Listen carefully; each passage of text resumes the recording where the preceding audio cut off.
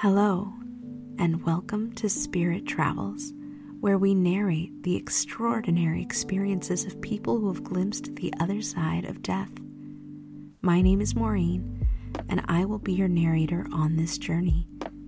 If you enjoy this content, please make sure to like and subscribe to support our channel. Now let's begin. Today's experience is by Alan. I hope you can read this account and find it of some interest. The reader might ask the question, how true is this article? My answer would be that they are absolutely subjectively true. It is a true reflection of what I experienced while in a deep death coma in an altered state of consciousness while very ill. Are they a true reflection of some of the mysteries on the other side of life? I cannot say that with certainty. I'm going to attempt to describe my near-death experiences while very ill and in a deep death coma. This is an almost impossible task, as one has to try and relate the strange, alien multi-dimensions of the other side of life in a way that can be understood in our three-dimensional material world. I found myself in a dark place, and it did not have the usual into the tunnel kind of experience. I seem to have become a dense, intense point particle of intelligent light energy. I had no body, but at the same time was the personality that inhabited my earthly body. I became pure, undiluted thought. That's the best way I can explain it. There, I was sometimes met by a being of pure light, not a human form, but pure point of light, who communicated with me mind to mind via some form of telepathy. I believed at first that it was God, but later demoted it to an angel. Then, this being showed me the tunnel that usually follows the near-death event. I could not see either end of the tunnel, as we were in total darkness, except for the point of intelligent light. It was an out-of-body experience. I was told that one end of the tunnel led to the light, and the other end into the dark void. It was explained to me by this being of light that this tunnel had two ends, one into the glorious light of God, and the other into the darkness of the void. I would like to interject here, due to your prime question relating to judgment in the afterlife. Darkness or evil cannot invade the light. One candle dispels the darkness, but light can impact into the darkness. At first, I was taken up through the tunnel into a place of learning, like a library, into the most glorious light at the one end of this almost infinite tunnel. While in this light, I experienced great feelings of elation, love, and peace.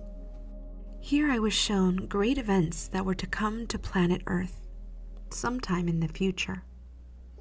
There was a being with me all the time that I could not see, but I could hear. It spoke with a male voice. I believed it or he were what we mortals refer to as God. Later, I was informed the being was not God, but a highly evolved entity, much like an angel. I was asked if I wanted to savor the moment, and I responded desperately, yes, yes, please, but please let me remember all if I return to life.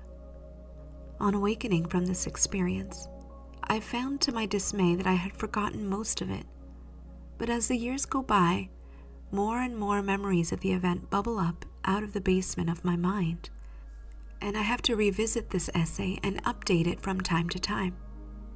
While this entity was speaking, I could see a panoramic view of planet Earth, as if I was a spaceman observing the Earth all the time from the window of a space vehicle. I could see the Earth revolving in all its sublime beauty and stopping time and time again over each country and continent with a message from the great voice of infinity. The voice that I had first took as God was not pleased with what was happening on our planet, and kept referring to humanity in terms of mere mortal man. I am displeased with you. I cannot remember why he was displeased. While this unseen being, this pure light being, was speaking, the earth was revolving and stopping at intervals over each continent, in turn, where a warning message was given to each continent.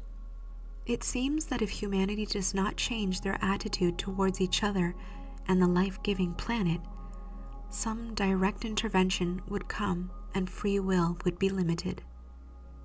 The frustrating part is that I could not retain all that was said to mere mortal man by this being. While I was with him, viewing the earth, I do, however, clearly remember two warnings. One, that a cataclysmic event would start from the Indian subcontinent. The other, that the Middle East crises would not be solved by the peacekeeping efforts of man, and that divine direct intervention would eventually come to Earth, sometime in the future, because of unbelievable misconduct that some mere men were perpetuating and directly responsible for on the Earth. For example, the rape of the planet, like Katrina and tsunami happened. It was also shown to me that we are not really judged by God, but by our own actions in life, which dictate where one starts their afterlife eternal destiny. If all our actions had become totally bad by the end of life, we would become a being of darkness, and it would then become simply impossible for us to enter the light of God. Darkness cannot penetrate the light. To reach this point, we would have to become totally depraved beings, like Hitler, with no redeemable qualities. The destiny of this type of person by his own actions would be banishment down in the deepest, darkest of this vast infinity, long pit of a tunnel into the dark void that I related earlier, remote from the love of God. I was also shown that there are degrees of punishment in the void. The punishment ranged from a gray, depressive atmosphere progressively down into utter horror, terror, hopelessness, despair, and desolation in black darkness. I did not see any lake of fire.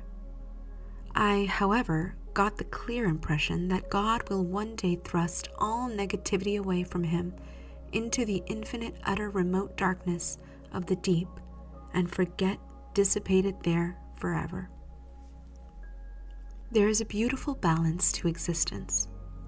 While the dark void is awful, the domain of the light is so peaceful, loving, glorious, even blissful that I cannot really find adequate words in English to describe it. We all have varying degrees of light in us that will allow us into the glorious light of the Almighty. We meet an essence of God in the light end of the tunnel, at the end of our earthly life. God can work with the light in us, make us pure, and allow us to progress up the various levels of heaven into his eternal, blissful presence of everlasting peace and joy. It is a progress of eternal learning. Then we become one with God, but retain our unique self-awareness or our unique personalities that are retained forever. Time, as we experience on earth, is an illusion, something like an infinitely stretchable or shrinkable string of elastic. Perhaps that is why some days seem to take an eternity to pass, and others mere moments. The end event, the end of time, will not come at some set chronological time, but when a certain set of future events synchronizes. The universe is not eternal or infinite. It had a beginning, and it will have an end.